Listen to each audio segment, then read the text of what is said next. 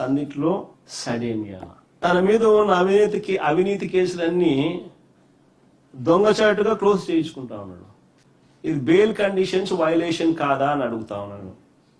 చంద్రబాబు నాయుడు అనే వ్యక్తి ఈరోజు బెయిల్ మీద ఉన్నాడు. ఇవి బెయిల్ కండిషన్స్ వైలేషన్స్ కావా అని నేను మిమ్మల్ని అడుగుతా ఉన్నా. మీ ద్వారా రాష్ట్ర ప్రజలందరినీ కూడా ఆలోచన చేయమని అడుగుతా ఉన్నా.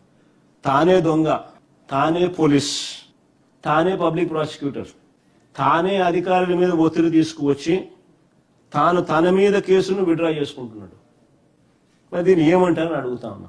కళ్ళ ముందర కనిపిస్తా ఉంది బరి తెగింపు. ఇవి బెయిల్ కండిషన్స్ వైలేషన్స్ కావాలని అడుగుతా ఉన్నా.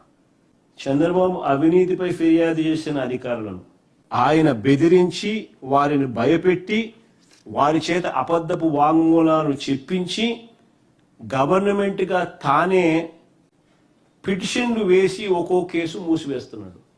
కళ్ళ ముందర కనిపిస్తా ఉన్నా. బెయిల్ షరతులను ఉల్లంఘిస్తా ఉన్నారు. మరి ఇంత బరి తెగించి చేస్తా ఉన్నాడు. ఏలేరు స్కామ్ తీసుకున్న సేమ్ మోడస్ ఆపరెండి.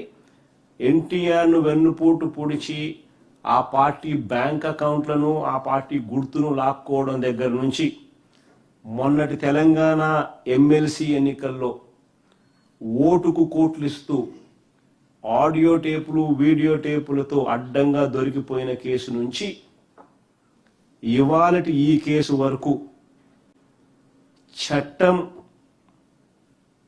ఒకవైపు, వ్యవస్థలు ఒకవైపు, ఈ రెండు చంద్రబాబు నాయుడు గారికి చుట్టాలుగా మారి రాష్ట్రంలో ఈరోజు దిగజారిపోయిన పరిస్థితులు కనిపిస్తా ఉన్న పరిస్థితులు ఈరోజు రాష్ట్రంలో చూస్తా ఉన్నాం.